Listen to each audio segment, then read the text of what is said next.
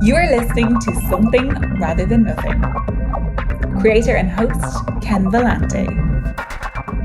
Editor and producer, Peter Bauer.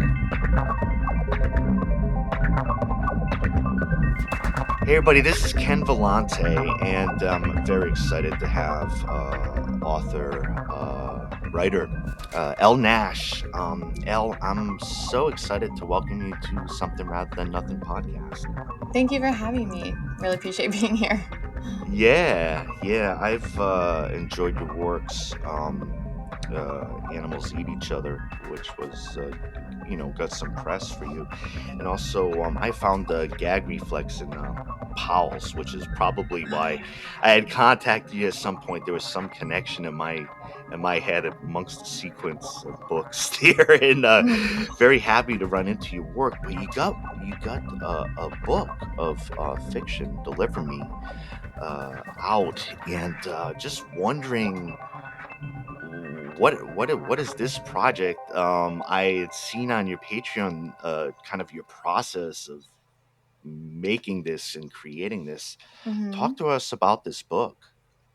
Sure. So Deliver Me follows a narrator, Daisy, who she lives in the Ozarks and she works at a chicken factory, and she has been trying for years to have a baby.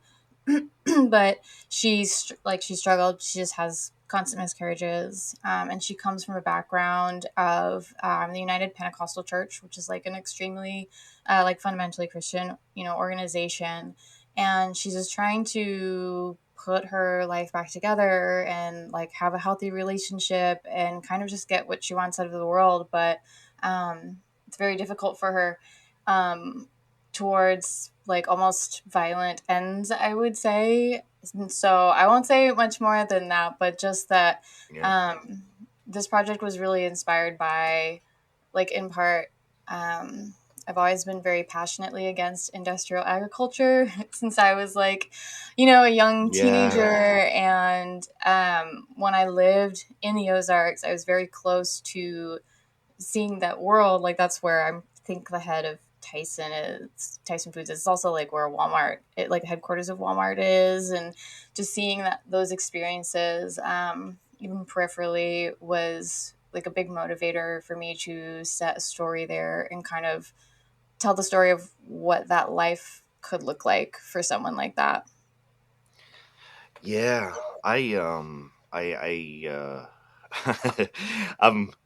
excited to get further into it, and just what you mentioned about like agriculture and that industrialization. I know I don't have the same analogy, but just seeing some of the chicken production in West Virginia, and that type of thing. And there's something that right off the bat about the title of your book, Animals Eat Each Other. I've been vegan for 27 years, and as a vegan, everybody thinks you announce that all the time and yell it at each other, or whatever.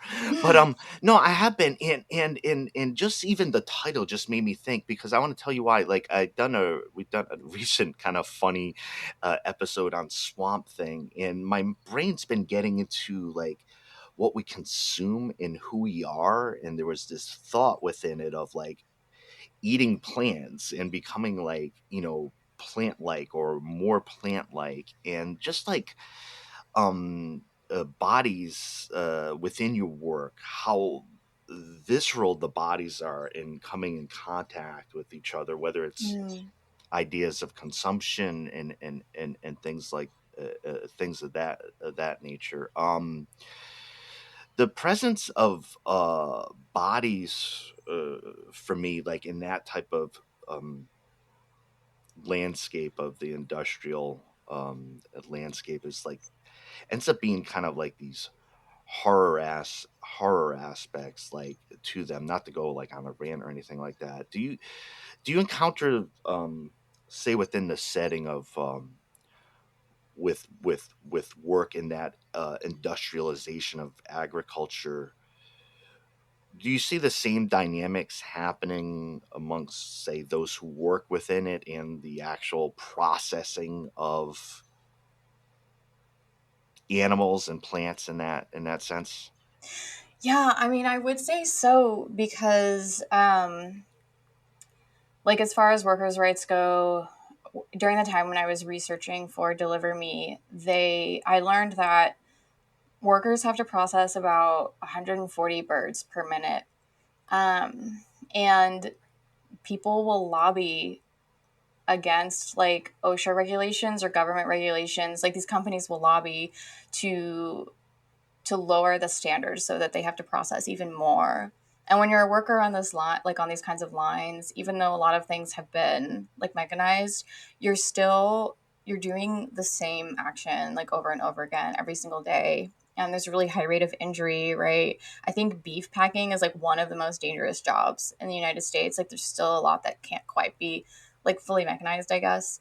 There's not a lot of necessarily like rights or at least fair treatment of workers. Like I've researched and learned that people aren't often allowed to take specific like toilet breaks or things like that. You're also being exposed to massive amounts of chemicals and certain sanitizers, which can just be caustic on your experience. Like with your skin Yeah. and like that. So I definitely would say that workers aren't treated well in that respect too. It's kind of like, I mean, it's like a giant like system. And it sounds so like it's like hegemonic. It sounds so cliche to say it that way, but you have an entire like economic system that is basically funded on consumption. And like I'm not a vegan, but I do see the benefits of it. Like I was a vegetarian for a long time. Yeah. But it's it's really tough because you have this machine driven by consumption and it consumes animals. I mean, it also consumes agriculture, like industrial agriculture with plants is also not necessarily good for the environment either, which is difficult, right? It's difficult. How do you feed like millions to billions of people and not create like psychic and physical damage to do those things, like what's the ethical way to do that? It's a really difficult question to answer. But I do find it feels like there is a violence in it, and that violence is simply it's based on that consumption. Yeah, yeah, I feel that I've read a hugely influential work upon mine, and the visual is just as important. It's called "The Sexual Politics of Meat" by Carol J. Adams, Oh, that and sounds interesting. the visual, yeah, is very influential on me. It's considered a classic of feminism, animal rights, but the front graphic of the book was a beach towel, if you could believe it, and it was a woman nude, and it says, "What's your cut?" And it was the lines of like a cow of where the cuts were, and it was just such a striking image. All right, I know we moved like right into that. I got to tell you, Elle, Mhm. when I was reading about you and reading your work, I'm like, I'm not even quite sure what to jump in and talk about. But yes, Deliver Me, is super exciting for that major work Mhm. to be out. Let's jump back a little bit more conceptually. You go out about your art a particular way. I could feel your art and feel your writing. For you, Elle, what is art? What is art? What are you trying to do? What am I trying to do? And sometimes I don't even know what I'm trying to do. Like I just feel driven. Um, but I think for me, art is sometimes it's about trying to experience and conceptualize like the world that we live in. And sometimes it's about trying to get to like the purest root of expression. Um, like how to explain this? I've been reading a lot of the writings of Malevich lately. He was I'm going to get this wrong. he was like, he came out of like the dynamist movement in art, which was like kind of around the time Cubism was getting really big. A lot of artists were rejecting realism because the camera was invented, right? Yeah. Like photography was becoming a thing, and a lot of artists were moving past realism and into more like expressive forms of art. And his goal, which I think he called suprematism, was trying to get to like, what does the purest expression of color look like, or what's that experience, like what's that pure experience. A lot of artists were doing this, and have, you know, done this over time. And so sometimes I think art is like that. You're trying to capture and maybe isolate like this singular experience of human existence that that we have, that's like really special. Just the fact that we can express, like, that's really special. So to me, I think that's part of art. I think also inherently art is about the desire to share. Like it's very much keyed in on the very basic fact that we're social creatures, right? Like we developed and need community to survive. That's why we tell stories. You know, we tell stories to pass on ideas or tradition or like lineage, to teach, or just to be understood, you know? And so art really can't exist without like an audience itself. So I think that's kind of maybe what that is too. It's that desire to share something, whatever that thing may be.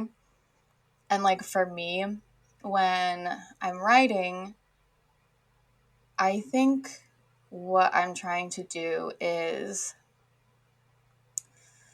I feel like my general experience of life is I'm always like soaking in some kind of atmosphere. Like I guess that's like moodiness somehow, or like I'm always having like feelings, and these feelings feel like it is this atmosphere that I'm like kind of soaking in. And so when I'm creating like a book or a short story, I'm thinking like, how can I put another person in this same kind of like state? And I don't necessarily know why I do that. Like maybe I do want to be understood, but maybe it's like more than that. Maybe it's just seeing if I can do it. Maybe it's just like maybe it's also because it's kind of like a form of escape. Like it's nice to be like in that other world for a while, take the atmosphere away from me, and like putting it in something else, where I can look at it from all these different facets and try to understand it in my own way. Like I'm turning it Yeah. around in my head over and over again in terms of like when I'm constructing a story or like a plot line or a character. So I think that's usually my aim, is just like that, like the atmosphere of something. Like how can I create that? And sometimes the concept is like with Deliver Me, I think I really tried to and wanted to try to explore like the psychology of killing, you know, like with the chicken factory and with some of the characters. And that was kind of like the atmosphere, I guess, that I'd been thinking about for a long time, you know. Yeah.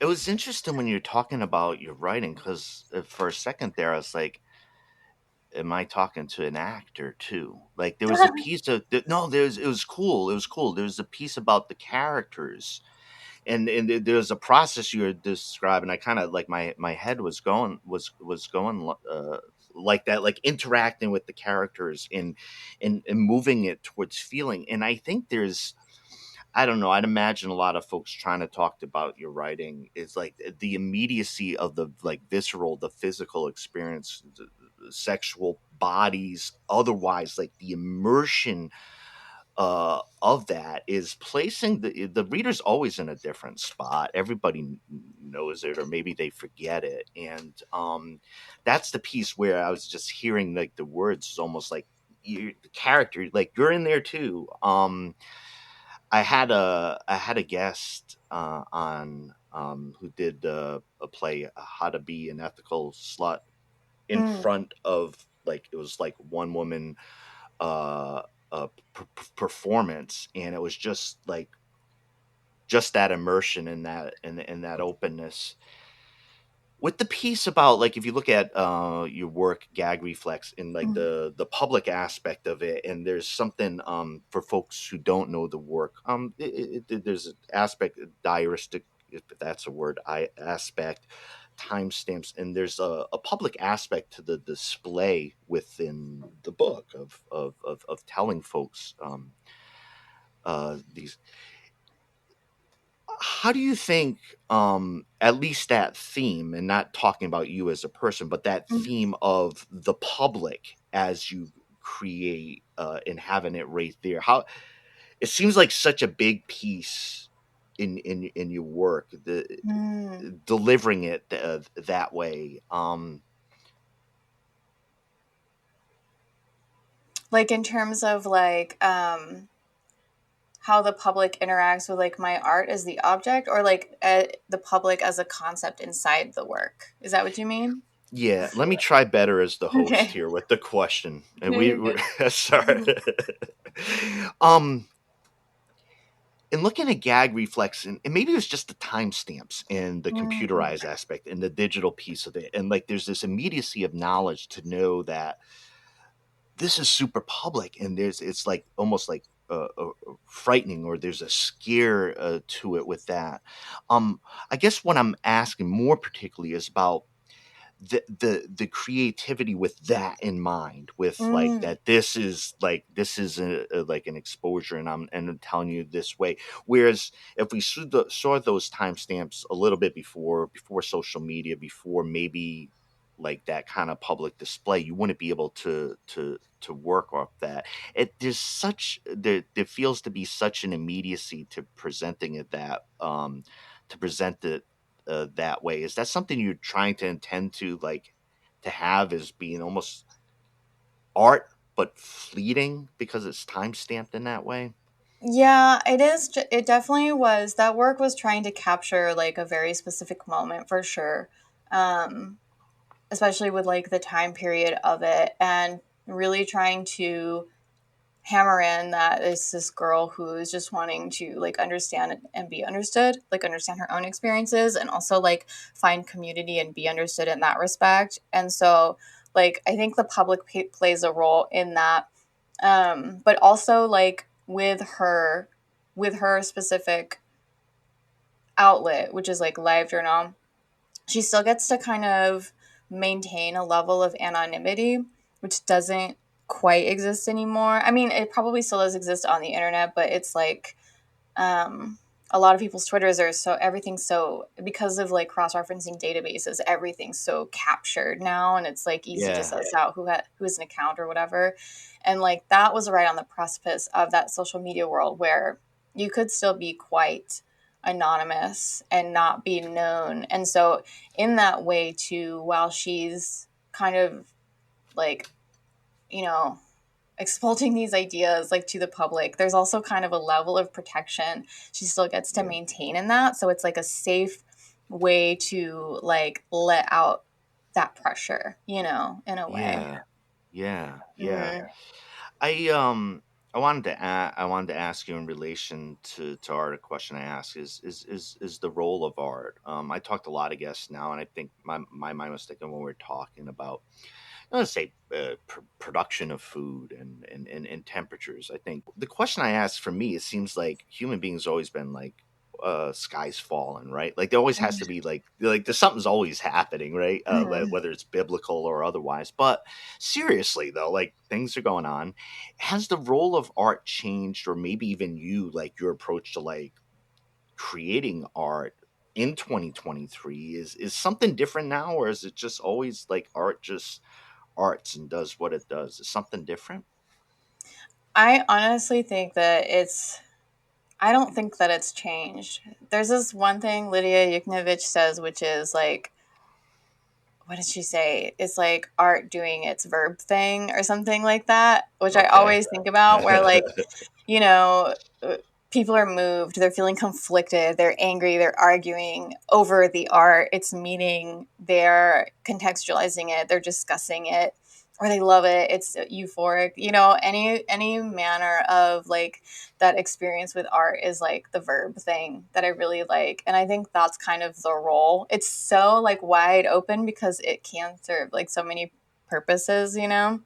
And I don't think necessarily that that's changed. Like even if you think back to like the cave paintings or whatever it is, the first like pieces of like expression and stuff like that that we found. Um, we don't know their like intentions, and we can only contextualize it like through, you know, like studies of history or whatever it is. But we can still speculate on it, and we have been speculating on it for like 30,000 years. So, you know, that seems like one, it's important, and two, like the role is just there for us to experience, to reach back in time, to think about, to ponder, you know, and Yeah. situate yourself in the world, you know, or expand what it is you thought was possible in the world. Like I always like that about a good novel, that expands what you think is possible for like what art can be. And that's kind of like also expanding your viewpoint of like what can be experienced as well. So Yeah, yeah, I like that. There's almost like in there's a little bit inartful how I'm expressing this, but there's almost like like aggression in the writing that creates a vibrancy in your work. And I think like Lydia Yuknovich too. Oh my gosh, so amazing of like a fierce writer, like fierce writing, like like just and I'm thinking of like the chronology of water by Lydia and mm-hmm. yeah, just uh really just really love that work. I'm one of the things I wanted to say is I really appreciate what you put out on Patreon as a patron to the service there. My first love is writing, and I go back in the episodes. I don't say first love is painters, the painting to painters and stuff.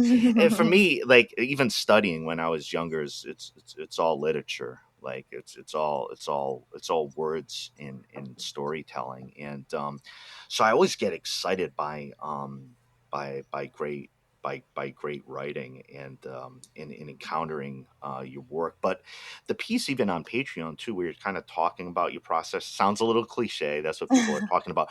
But like when people are really into somebody who's an artist, like like I could tell you, like graphic novelists I follow on there, a few bucks each month. It's like you get so excited, be like, shit, I want to see that little panel. Or I think even in looking to talk to you, just reading your post about a book in the making for so long, and it exists the entire time. It went to Mm-hmm. sleep, you forgot about it, then it's back, and then somebody didn't like it as much as the other person did. And Mm-hmm. it's a really fascinating piece. Big Yeah. question. I wanted to ask the big conceptual question, make sure we get all those out of the way. Mm-hmm. Writers have keen insights to the mysteries of the universe. And the big question on the show is, why is there something rather than nothing? Mm. I couldn't really necessarily. I don't know if I could answer that. Why is there something rather than nothing? I would argue that. Would I argue? Yeah, because that's what I do. I'd imagine you don't have to sell that one. Yeah, I'm thinking like when you say there's something rather than nothing, I'm thinking like who is to say that it's not nothing? Like maybe from a Buddhist perspective, it's all just an illusion. And Yeah, maybe what we're trying to find is like what we're trying to do is realize that there really is just like the emptiness, the formlessness that is total consciousness. Who is to say? I know. There's a fault line in my question, and I've talked about it, and my mind is keen to yours on nothing and what no thing is in the Mhm. Western thinking. No thing is absence, abyss. You want to have something rather than nothing, but talking about within Buddhism of the maybe more proper emptiness, like Mhm. the concept of emptiness, that there's glory in emptiness. There's no there. There's no Mhm. there's no like they're there right beneath it, like Yeah, things like, yeah. yeah, like I would say, like, when you think about something, what that means is you're qualifying a boundary. And when you create a boundary, you create conflict. When you create conflict, you create suffering, which makes it inevitable in a way, you And know? then your books try to resolve those conflicts over time, and that's the grand project that we're talking about. Yeah. Um, Elle, can I do the talking to a writer thing? Is similar Mhm. to talking to the rock star and listening to the music, but who you dig on with what you're reading, like writers that you read. And I know you do like a lot of editing, and you talk about literature and interact with poets and writers, but what are you digging on when you need to read rather than create the thing to be read? Yeah, right now I'm reading My Dead Book by Nate Lippens, which is like amazing. Razor blade sharp sentences. Razor blade. That's a new genre. These are I know. razor blades. We were doing razor blades before. I Screw it. know. So I'm reading that right now, and yeah, I just the sharpness of the sentences is like masterful. It's really good. Also, Lindsay Lerman and Charlene Ellsby. I've been reading them this year too. Charlene Ellsby, I feel like currently is she's got to be or is going to be recognized as like one of the greatest living transgressive writers, like regardless of how you feel about like what transgressive is as a genre. I know some people like don't like the term, but for lack of a better term, like her work just explores the elements of human taboo in a way that's like so smart and so amazing. She has a book coming out from Clash next year called Violent Faculties. It's so good. Like, it's just incredible. But yeah, so I'm digging on them. There's a long, long list. It's always hard to pull everyone out of a hat when I ask this question. But those are the Nah, I ones that know. like really come top of mind for me right now. No, I do that. It's just something so strange about that question. It's like, because certain folks or minds would be like, it's the flood of all at once. Okay, the 15 came into my head, but like, what can I do about that? But Mhm. I just want to say it's like it's been really cool to chat with you. And Thank you. one of the things I even in checking with you when I first encounter your work, I really get excited on the show about. At the time I even referenced a couple poets I had on, Joanna Valenti, who's out on the Yeah. East Coast, U.S., and a good friend of mine went to University of Massachusetts with Bunkang Tuan, poet. But it's been great to encounter writers in doing this format and learn about like how you do what you do. And I just want to say too, Elm, you know, straight up about the content, and in particular around eating disorders. I'm close to a lot of. I've dealt with addiction myself, addiction to alcohol. I've been sober for 13 years. 14 years coming on. So, but Congratulations. Yeah. thank you. But what I'm saying is, what you have to talk about in the work that you do is vitally important for a human being to read. Is vitally important for me, uh, to read and to experience. Because it's not just me. I'm around folks close, and I'm an empath, and I always want to know. I always want to somehow feel. And in your work,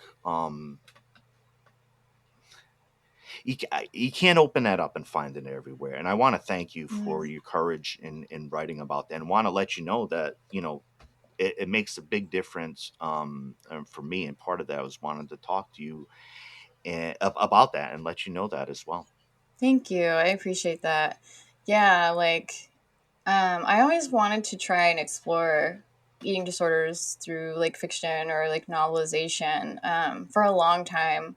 Like I read Wasted by Maria Hornbacher like years and years ago, and I was always like, as a young baby writer, I was always like, I'm going to do this. I'm going to try and write this novel, and it never really worked out. And I think with Gag Reflex, it just coalesced so perfectly. Like I was just like, how really can I like explain what the experience of this is like the conflict? Because you see so many like representations of it on like TV or other narratives that are they're always based at like inpatient centers, and it always kind of revolves around like the calories and triggers and stuff like that, and then they're always like saved by an administrator or something, you know what I mean? Like there's always like this kind of narrative that exists with eating disorders, and I always wanted to display just like what is it like for someone who like doesn't do that, like who just there are millions of people who suffer from eating disorders. They never get access to treatment. They have to figure it out on their own. You know what I mean? Like they're what you would say it's atypical because it's not what you see in the media, but it is very like normal to have those kinds of experiences with it. And I just really wanted to figure out how I could explore that and like kind of represent that on the page. So yeah, and I think there was a point in there too that really stuck with me, just from a bit of a different perspective. My personal experience was, like, you talk about the omnipresence of that, right? So too, when I like first stopped drinking, right? Like if you don't drink, well, you don't go to the bar, don't go to cookout, try not to be right around it. But also as a vegan, like early on when I was like, why is like every time I'm sitting down, like some sort of like act of protest, I just noticed all the attention that was on the basic act of eating. And you bring up that point. It's like, hey, this is daily. This is not, I'm not going to go to the casino in Vegas because I'm not going to fly out to Vegas and do that. This is me each day. And really, really profound point. But I again, I want to thank you for writers. I mean, and putting that out and spending the time, chatting on the show. Super excited to be able to talk to you about your great success on the new book. And very nice to meet you, Elle. Perfect. Thanks. It was good to meet you too. I really appreciate it. It's a good conversation. Yeah, absolutely. And take care. Thanks. I'll talk to you later.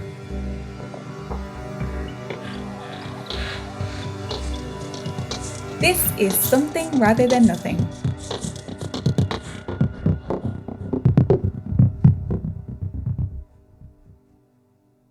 And listeners, to stay connected with us and our guests, visit somethingratherthannothing.com. Join our mailing list for exclusive updates and access to guest-created art. If you enjoyed this episode or any episode, please like, subscribe, and leave a review on your podcast platform. People really read that shit. Your support helps us reach more listeners and spread our community across the planet. This is a global show, and we like to give a shout out to our many listeners across the world, including many listeners in Canada, Spain, Germany, UK, Argentina, Brazil, India, Thailand, and so many more places. Be sure to follow us on Instagram at Something Rather Than Nothing Podcast for behind-the-scenes content. And the best way to help the show is to tell your friends about us. If you love it, they'll love it too. Tell your friends who love it. We love you. This is Something Rather Than Nothing Podcast.